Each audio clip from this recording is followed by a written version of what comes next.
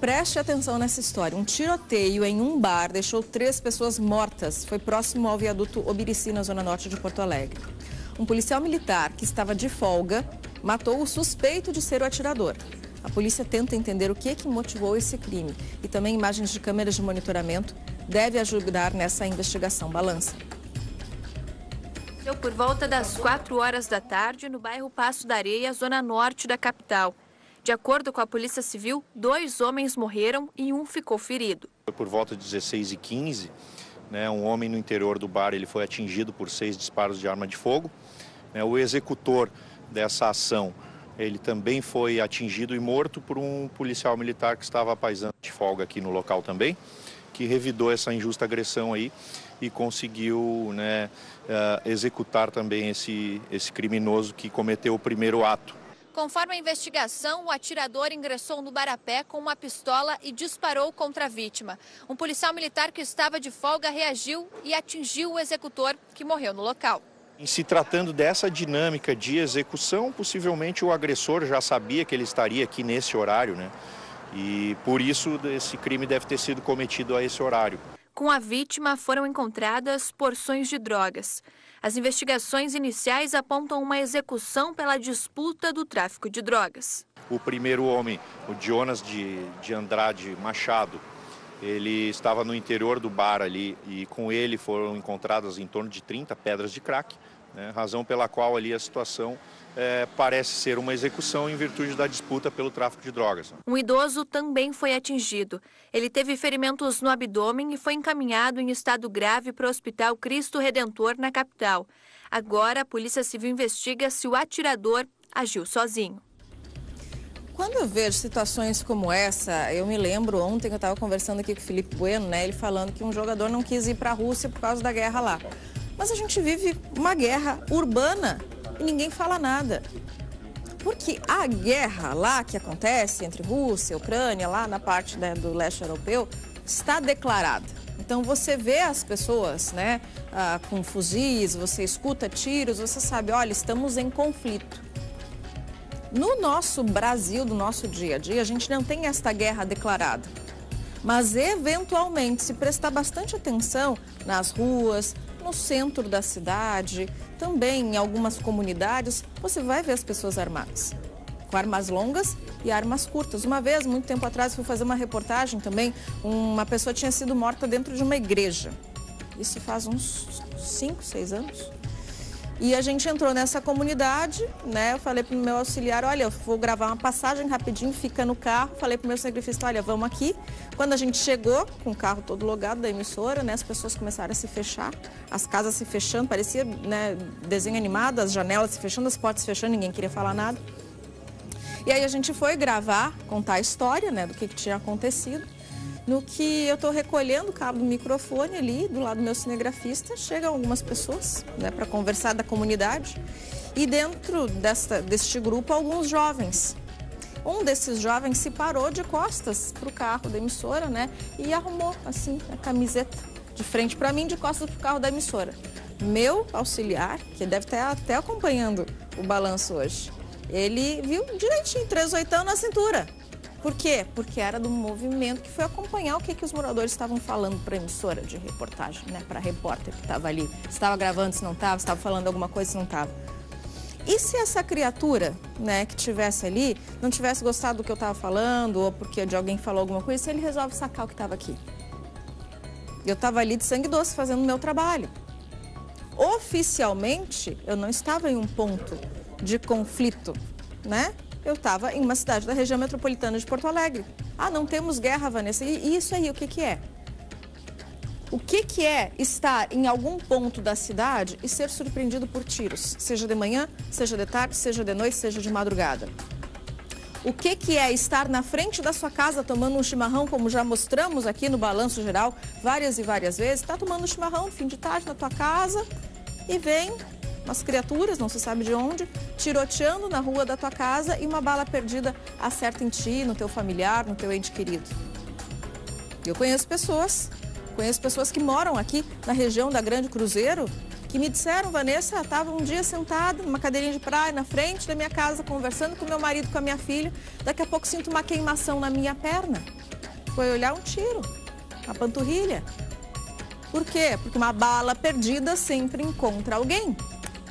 Neste caso especificamente, a gente tinha aí um agente da segurança pública que estava no seu momento de folga, mas os policiais, eles podem portar a sua arma de trabalho, né? Eles têm esta possibilidade, não sei se Brigada Militar, Polícia Civil, todas as corporações, mas eles têm essa possibilidade de portar a sua arma fora do horário de trabalho porque seguem sendo policiais. E se vem alguma coisa errada, está no sangue, está no direito de agir. Só que daí a gente entra também numa outra discussão muito grande que está sendo feita agora lá na esfera federal, Congresso, Senado, enfim. O policial não pode atirar. O policial tem que ser o último recurso a atirar com arma de fogo.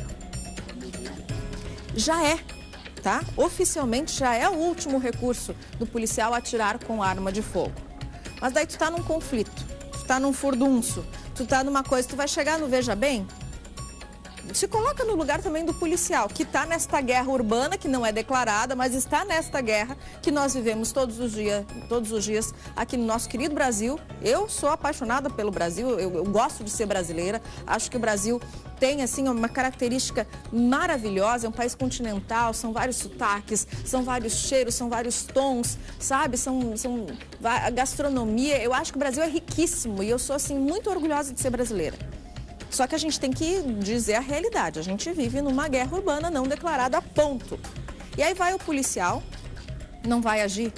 Ou ele tá fardado, tá no seu dia a dia, ali, né, com a sua boina, seu fardamento todo. Vem um furdunço, alguém atirando, você chega no Veja Bem. Se coloca no lugar do policial.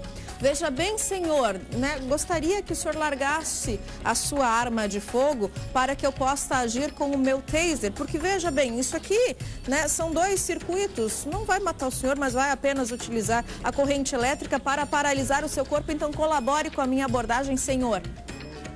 Até ele falar isso, quantos tiros o policial já tomou? Né? Ser policial hoje em dia garante pouquíssima coisa para o policial. Garante muita coisa para o bandido. E você de casa pode completamente discordar da minha opinião. E para isso está aqui o WhatsApp do Balanço, 98911-2717.